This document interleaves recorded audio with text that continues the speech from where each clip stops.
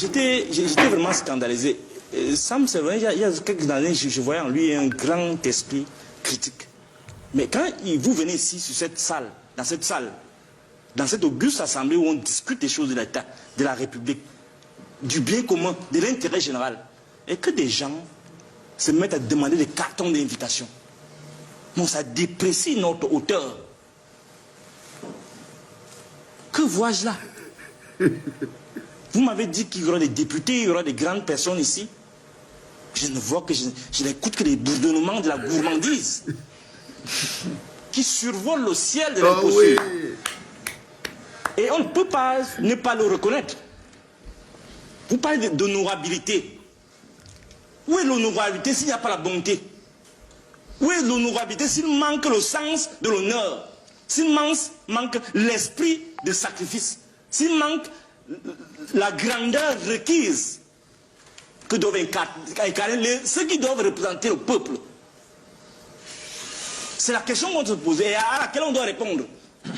Pour revenir à votre question sur le chef de l'État, ce n'est qu'il soit même croulant, qu'il soit sur la chaise roulante, on ne veut pas savoir. Ce qu'on veut savoir, c'est que est-ce que les politiques mis sur pied depuis 42 ans, mais bien avant, hein, puisqu'il est là, il est Premier ministre et tout le reste, depuis presque un siècle, qu'il au cœur de notre République, quels ont été les résultats? Est-ce que cette jeunesse a espoir avec ce qu'elle voit? Quelle est cette jeunesse qu'on forme là maintenant à l'université? Que nous formons à l'université alors qu'on n'a aucune industrie qui peut résorber ces gens-là. Et on vient me dire ici que le président est debout, il travaille à quoi? À l'inertie, à rien. Et on ne doit pas s'offusquer de ça. Parce que si tu dis ça, tu ne respectes pas le président. Est-ce que le président vous a dit qu'il a besoin qu'on le respecte? Il a besoin qu'on suive ses directives. Et lui-même dit que personne ne suit ce qu'il dit. Ça veut dire qu'il s'est entouré des incompétents.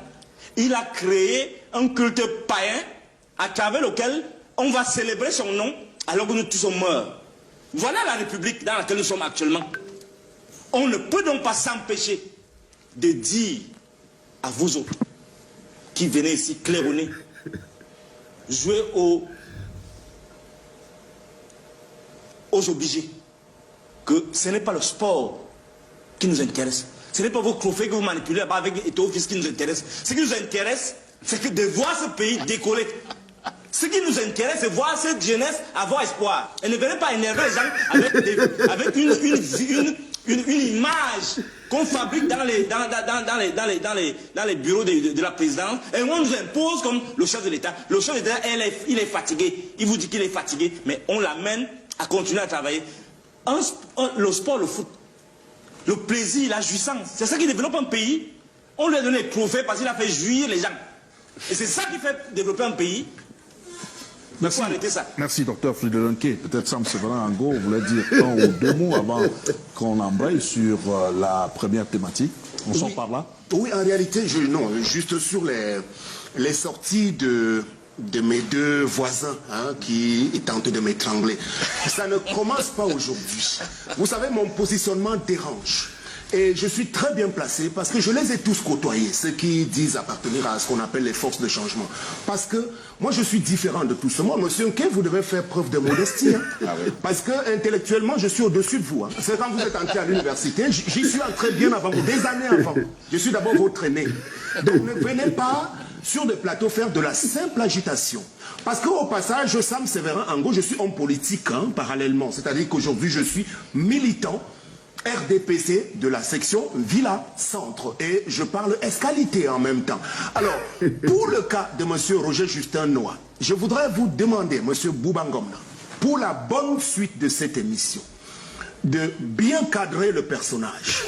Parce que, non seulement, il ne peut pas jouer à ce jeu, je suis non seulement plus brillant que lui, plus outillé sur bien de choses.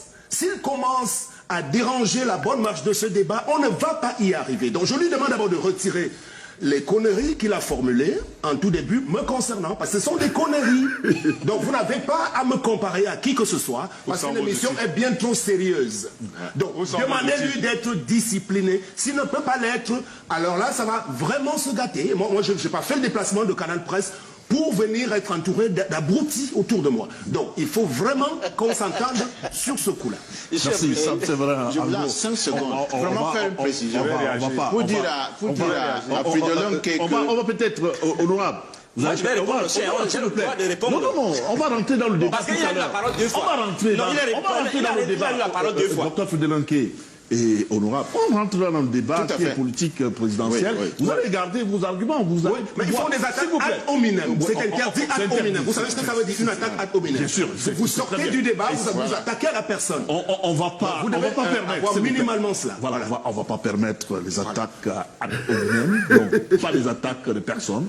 Je crois que c'est bien cela. On reste sur les idées. On discute sur les idées. Je suis resté sur les idées. On va discuter sur les idées. Je suis resté sur les idées. Je vous en prie, on reste sur les idées. Argument. Ça va. On reste. C'est scandaleux. C'est valable pour tout le monde. On est d'accord, non? C'est valable pour tout le monde. Tous ceux qui sont sur ce plateau. Un homme supposé être intelligent. Supposé être intelligent. Mais il dit que les autres sont les abrutis. C'est vous qui avez compris. Gardez vos arguments, s'il vous plaît. Bonjour les enfants, c'est papa. Ce qui se passe au Cameroun relève de la psychiatrie. C'est de la psychiatrie. Et que c'est vraiment un problème psychiatrique. C'est-à-dire, Bouba Ngomna, tu es modérateur d'un débat qui passe à grande écoute. Un bonhomme, tu fais venir un bonhomme qui s'assoit au milieu de 2 personnes et il dit à ton plateau qu'il est entouré de 2 abrutis. C'est-à-dire que Sam Séverin Ango. Aïe, Seigneur. Seigneur. Justin Noir, tu peux même souvent faire quoi dans des choses comme ça? Parce que c'est vous qui donnez souvent même le bâton aux gens comme ça. Là. Quand on te dit qu'un gars comme Sam Séverin Ango est là dans le plateau, tu pars là-bas pour faire quoi? Il faut parfois vous mettre à votre niveau. Parfois, évite de te retrouver avec les gens comme ça. Parce que c'est le mélange. Le problème avec les journalistes à 2 balles qu'on a au Cameroun, c'est qu'ils mélangent les torchons et les serviettes. C'est qu'ils mélangent les torchons et les serviettes. Quand tu vois un leader de parti énorme, comme Justin Noah, non, tu n'as rien à voir à côté d'un gars qui ne sait même pas de où il passe, qu'on appelle Sam Séverin Ango. Seulement au niveau d'équilibre, là, il faut imposer ça au présentateur. Parce que le présentateur n'a pas le droit de vous mélanger comme il veut. Là, par exemple, il vous mélange comme il veut. Regardez-moi Sam Séverin Ango qui se met au milieu de Fridelin et de Justin Noah. Il dit qu'il est entouré de 2 abrutis. On s'attend à ce que le présentateur dise que monsieur, retirez ce que vous venez de dire. Retirez ce que vous venez de dire. Mais non, il dit à l'autre que c'est toi qui as commencé. C'est toi qui as commencé. Les enfants, tout ce que vous voyez, ça c'est parce que le pays n'est plus géré. C'est parce qu'on n'a plus de pays. Tout ce que vous voyez dans la manière dont le journaliste se comporte, journalisme de la conservation du pouvoir, vous voyez la position des invités, c'est qu'il n'y a plus le pays, il n'y a plus de règles, il n'y a plus d'éthique. Il n'y a plus de règles, il n'y a plus d'éthique. Pays à reconstruire. Si jamais Pomba est au candidat à cette élection, c'est à ça que vous dites, vous donnez 7 ans de plus, les enfants. C'est le 2e podcast de la journée en direct de la clinique. How much I love you, you know. C'était papa.